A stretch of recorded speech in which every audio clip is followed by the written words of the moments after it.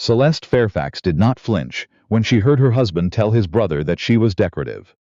She was standing in the hallway outside the study, had come downstairs for her shawl, left it on the chair near the door. When Griffin's voice carried through the gap in the wood, easy and warm the way it always was when he spoke to men he trusted.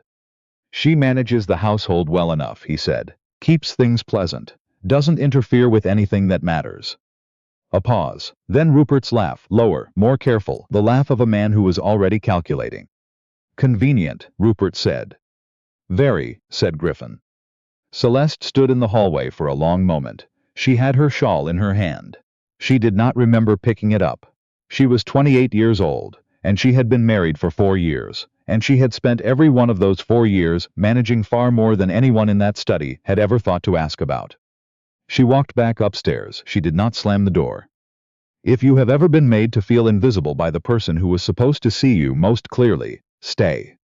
Because what happened next in Savannah, Georgia, in the summer of 1858, is the kind of story that doesn't get told in parlors. Subscribe now, so you don't miss a single word of it. And drop your city in the comments. I want to know how far this one travels. The summer had settled over Savannah like something with intentions. The heat came off the river in waves, pressing against the cotton warehouses and the counting houses, and the bricks-faced storefronts along Factors Row, where the city's commerce conducted itself every morning, with the confidence of men who believed the world was arranged correctly. Conrad Arden had believed the world could be rearranged. He'd said so once to his daughter when she was 11 years old, standing on the dock beside him watching a shipment come in. Cotton bales, timber, dry goods from the northern markets. And he had pointed at the manifest in his hand and said, "Every one of those numbers is an argument, Celeste. Learn to make arguments, and the world moves." She had learned. She had learned the manifest and the ledger, and the freight contract, and the insurance rider, and the particular arithmetic of tide schedules, and cargo spoilage and port fees. She had learned the names of the dock workers, and which captains kept their word, and which required a second letter, before they settled their invoices. She had learned all of it by the time Conrad Arden died in the spring of 1854, leaving his only daughter the Arden Shipping Company.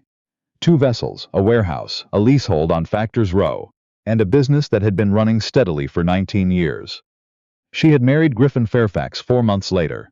Not for love. Neither of them had pretended otherwise. Griffin was respectable, solvent, and wanted a wife who would not embarrass him in company. Celeste was a woman holding property of considerable value, in a world that did not look kindly on women holding property alone.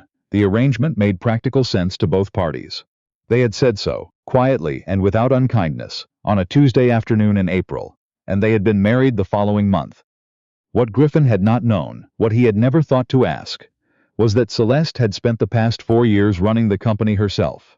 Not through a hired manager, not through an intermediary, not through Griffin, who had glanced at the business once in the first weeks of their marriage, pronounced it well in hand, and returned his attention to his own affairs.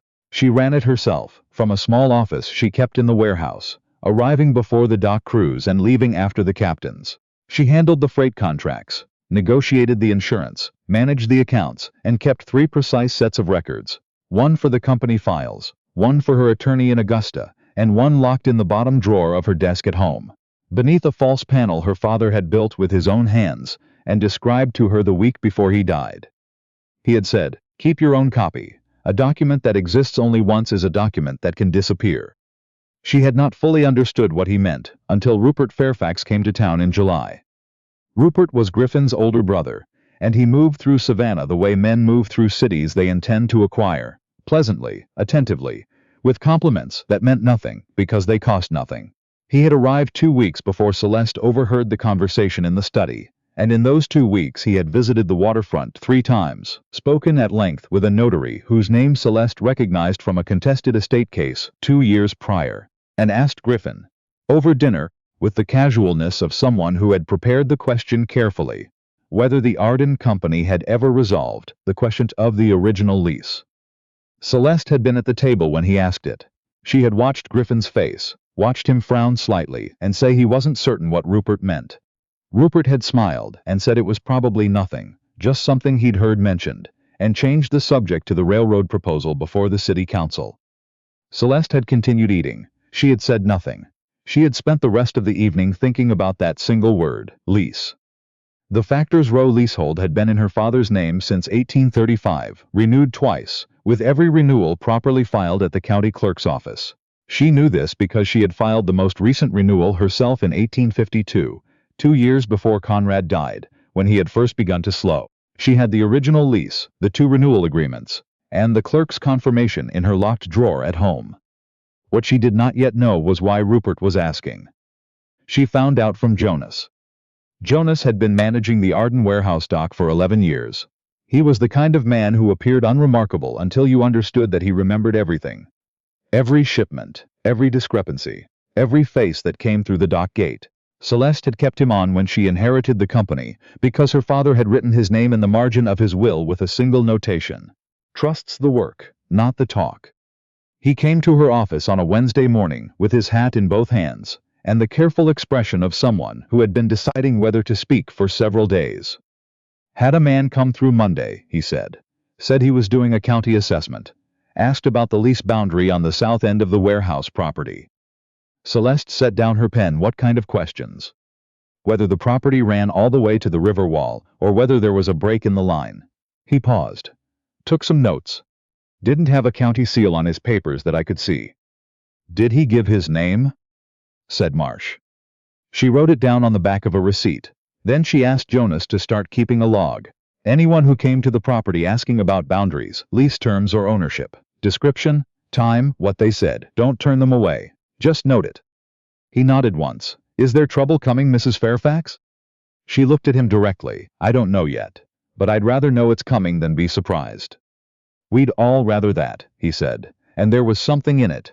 A quiet collective we that meant the dock crew, the warehouse men, the people who had worked this operation under her direction for 4 years, while the rest Savannah assumed someone else must be responsible, because she was, after all, a married woman, and married women did not run shipping companies. She wrote to a lawyer in Augusta that afternoon. His name was Mr. Quill, and she had found him in her father's correspondence, noted with 3 words in Conrad's cramped handwriting: precise, private, trustworthy. She had never had occasion to write to him before. She signed the letter with her maiden name. It was the first time she had done that in 4 years. She noticed it only after she had sealed the envelope. She did not unseal it. Mr. Quill's response came within the week. He wrote that he was aware of certain inquiries made at the county land office regarding the Arden leasehold and its original terms. He was available to meet at her earliest convenience. He added, in the last line, that her father had given him a specific instruction years ago. Should Celeste ever contact him, extend every professional confidence and take her seriously. She understands documents, Conrad had written. She will not need things explained twice. Celeste read that line 3 times. Then she pressed the letter flat on her desk and allowed herself, for exactly 1 minute, to miss her father in the particular complete way she did not usually permit herself in the middle of a working day. She was in Augusta by Thursday. What Mr. Quill knew was considerable. Rupert had, over the preceding 2 months, made inquiries with 3 separate parties: the county land office, a document examiner in Charleston, and a retired surveyor in Beaufort, whose reputation, Mr. Quill noted with precise professional neutrality, was adjacent to fraudulent. The pattern suggested a single purpose: to produce documentation disputing the boundary of the Arden leasehold. He's going to claim the south boundary runs 15 feet short of the river wall, Mr. Quill said. If he can establish that, the warehouse sits partly on unregistered public land, which means the leasehold is defective, which means every freight agreement, every insurance rider, everything anchored to that address is subject to challenge. Celeste was quiet for a moment, and the property becomes available to whoever moves fastest. He folded his hands. There is a development company in Charleston that has been purchasing waterfront properties along this stretch of for the past 18 months. The registered agent is a man named Marsh. The same name Jonas had given her. What do you need from me? She asked. Everything your father kept, he said. The original lease, the surveyor's notes, the renewal filings, every piece of paper touching that property from 1835 forward. She had it all. Conrad Arden had kept everything. She had spent 3 evenings before the Augusta trip going through his files, reading each page twice with a pencil in her hand, the way he had taught her to read anything that mattered. There was more than she remembered.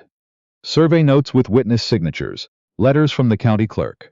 A letter from the original surveyor, written in 1841, attesting to the boundary markers he had placed and their present condition.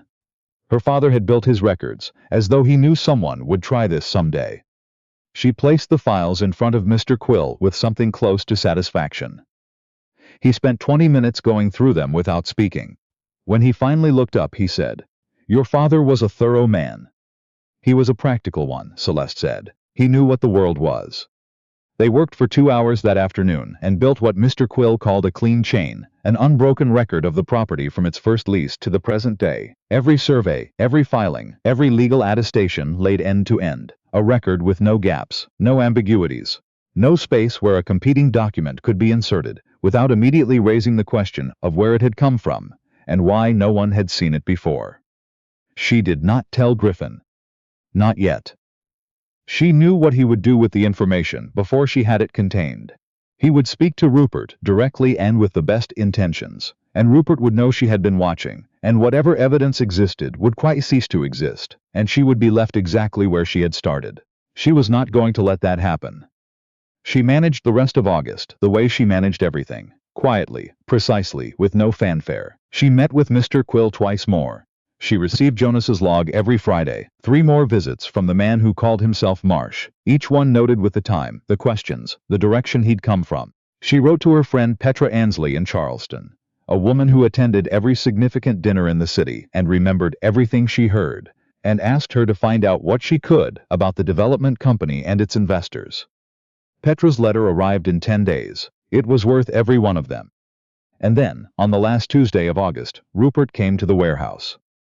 Celeste was in her office reviewing payroll when he appeared in the doorway, hat in hand, with his broad, easy smile and his careful voice and the manner of a man who believes the person he is about to mislead is not paying close enough attention. "I happened to be near the waterfront," he said.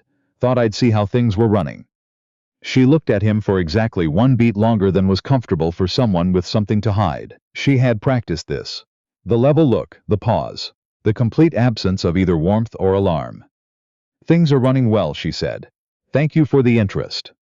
He asked, over the next 20 minutes, 4 questions about the south boundary, the river wall, the most recent county assessment, and whether she'd had any difficulty lately with Port Authority record keeping.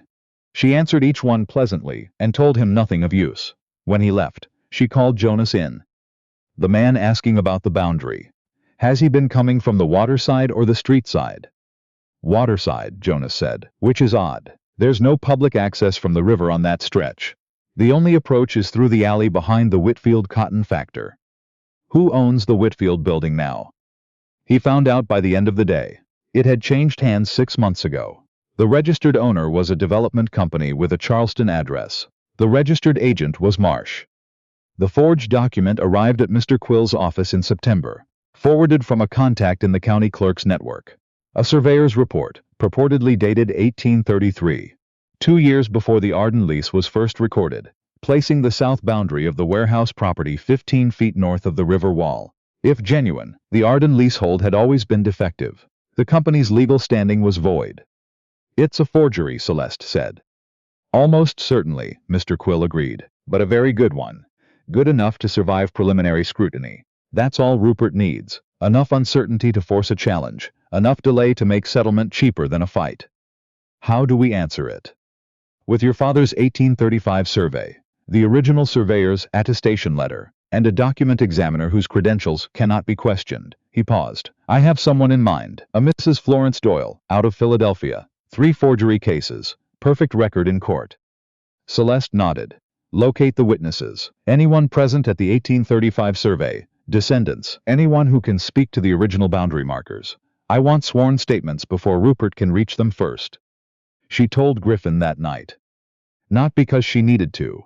The legal matter was hers. The property was hers. Mr. Quill had confirmed that the marriage contract her father had insisted upon in 1854, over the polite resistance of everyone who had called it unconventional, placed the Arden Company explicitly outside Griffin's legal authority. She told him because his name was about to appear in a county proceeding, and because it was no longer possible to protect him from the information, without also preventing him from protecting himself. She told him everything, without softening a single edge.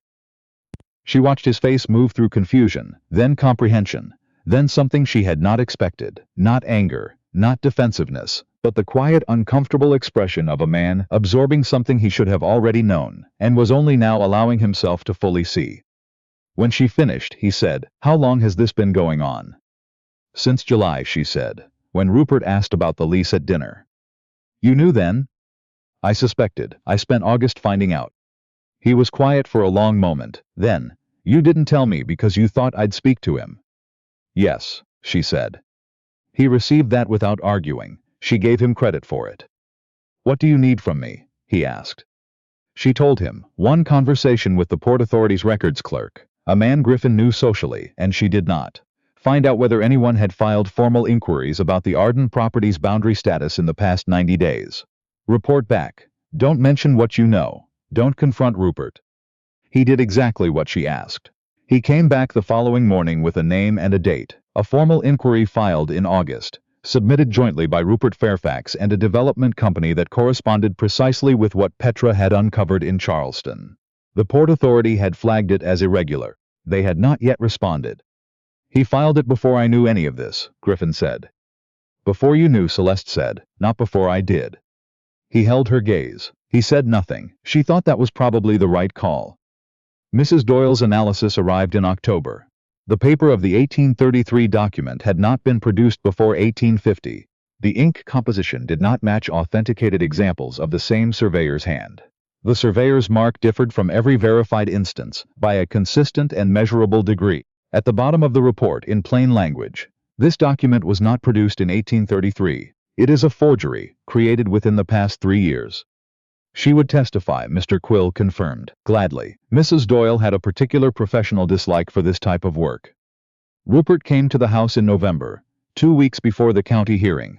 He stood in the front parlor with his hat in both hands, and the uncertain manner of a man who had heard something he had not expected to hear, and was recalibrating behind his eyes. "I only wanted to raise a legitimate question," he said, "about the property's history. There was no intent to—" "Rupert," Celeste said, quietly. He stopped. She told him what she had: the original survey, the forgery analysis, Mrs. Doyle's credentials and her unbroken court record, the development company and its registered agent, and the full timeline of the Port Authority inquiry, the sworn statements from 2 men present at the 1835 survey, located and deposed before Rupert had thought to look for them. She told him she was not asking him to confess anything in writing.